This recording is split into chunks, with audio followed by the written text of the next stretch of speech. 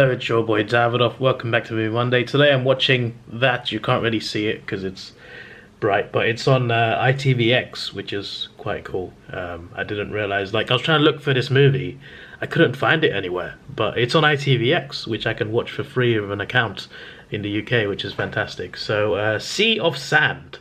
This is Grandad's recommendation. Yes, I'm watching something that Grandad watched. This is one of the movies that he mentions about him watching when he was younger. He used to skip work to watch movies. He loved watching movies in the past. Loved James Bond movies.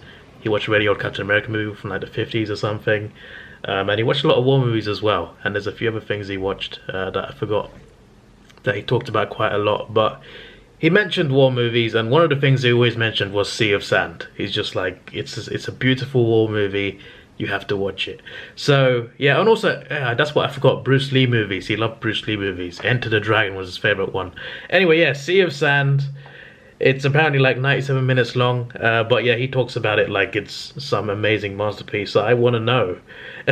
Richard Attenborough stars in it. He plays a British soldier who blows up a Nazi fuel dump in Libya, but the patrol captains are at odds with each other. And I read an IMDb synopsis as well that they come across a Nazi tank unit, so they gotta report it before it's too late. Yeah, this is quite interesting as well because obviously it's a largely European and obviously Asian war as well, but obviously parts of it took place in the Middle East and Africa as well, which we don't really learn much about. We learn about it, but not as much as we learn about what happened in Europe and in Japan, for example.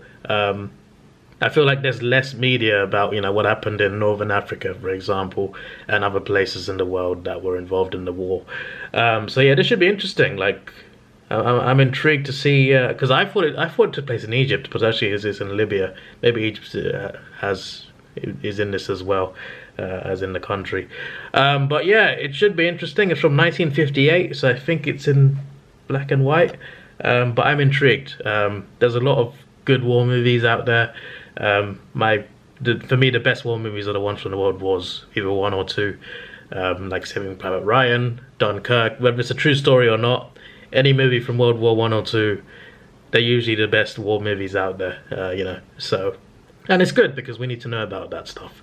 But anyway, yeah, I hope it's good. Let's watch it. I've just realized that ITVX has YouTube style adverts. So you got adverts at the start. Then it shows the markers where you get more adverts. 1, 2, 3, 4, 5 advert breaks. Even though I'm watching it online, 5 advert breaks in the middle of it, and 1 at the end as well. It looks exactly like the YouTube type of advert breaks. Oh, surprise, surprise! You can get a premium version with no adverts. Wow, I did not expect that. Streaming services these days. Streaming services are a good idea. It's just that there's too many of them now. So there's half an hour left. I've been actually having dinner during the movie. It's interesting so far. For something that came out so long ago, the way they're filming everything is actually pretty cool. They've made it look really good. Considering it came out in 1958 and it's a black and white movie, it looks pretty good. Like the way they've portrayed the battles in this as well, especially. The main part of the movie, there's like a stealth mission. They're setting bombs in a petrol area, and they can't talk to each other while doing it. So it's interesting to see how they're doing it. They're doing like a stealth mission, and you're watching it, and you're like, it could go wrong at any point. That was probably the best scene of the movie, actually. It was really interesting to because you don't really see many stealth missions in war movies, but there was a proper stealth mission in it involving a lot of soldiers, and I like the way they did that. And also a lot of the battles, obviously World War II, cities, forests, whatever, there's so many settings, right? In the desert it's quite interesting because it's an open area. There's not many places to take cover apart from in your vehicle, so it's interesting to see how they're portraying these battles in the open desert, because you just got to fire at each other really. There's not much time to take cover, and there's an aircraft involved as well, an enemy aircraft that they've got to try and hide from. What I also quite like is it's based on British soldiers, and it's based on a true story as well, so it's based on actual events, but it's British soldiers from all over Britain, so you get a bit of banter like "Shut up, Cockney." That's just one of the quotes from this. But yeah, like because it's like British soldiers. I don't know whether it makes you like it more, but I like it more because of that. And I like hearing the banter between them. It's got a bit of comedy to it as well. But yeah, they got to get back to the base and inform the superiors about about the tank brigade. But they're in trouble. They've run into a lot of trouble. Getting back is not as easy as they might have hoped. Because obviously they've caused some trouble and they've killed a few Germans, so the Germans are after them. So they got to get back to the base before they get hunted down. And currently they got a plan where, because they got a man injured, like badly injured, so he's going to stay behind and use himself as bait while his friends try and escape back.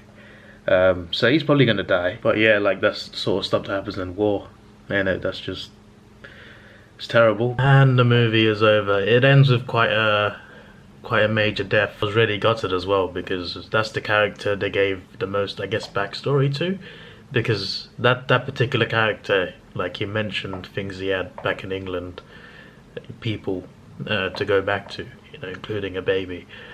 So the fact that he's the one that dies, I mean, a lot of soldiers died, it's not just him, but I mean, like, at the end there was like this final surviving group of like 5-6 people, whatever, and out of them he's the one that has to take the bullet. I mean, I know that's war, and war isn't fair, it never is fair, but that's just, I'm gutted. That's just such a sad way to end the movie. But yeah, it was a very good movie, very well done, especially for its time. That was really good, and it's got a good cast as well. I mean, Richard Attenborough is the star, so yeah, that's one thing. I actually didn't know it would be a British movie until I read his name in the synopsis. But yeah, that was a welcome addition as well. Yeah, that was good. My favourite war film is still Saving Private Ryan, but this is, like, especially for the olden days, a very eye-opening movie, and I'm glad I watched it. So maybe I should watch some more that Grandad had watched. Although, like, there was another one he mentioned. I need to ask him. There was another one he mentioned, but this was his favourite war movie. I think he's mentioned it in one of my videos, actually, one of my John Wick videos. Anyway, yeah, this is your boy Davidoff. Please like, share, subscribe. Thanks for watching. Have a good day, and see you. Oh yeah, I always forget this every single time. Rating 8 out of 10. Solid movie. Let's take it slow. Where you go, I go too. And if you hit the bottom, I'm going down with you. Let's take it slow. Who cares where we gotta be? You know you'll have a good time wherever you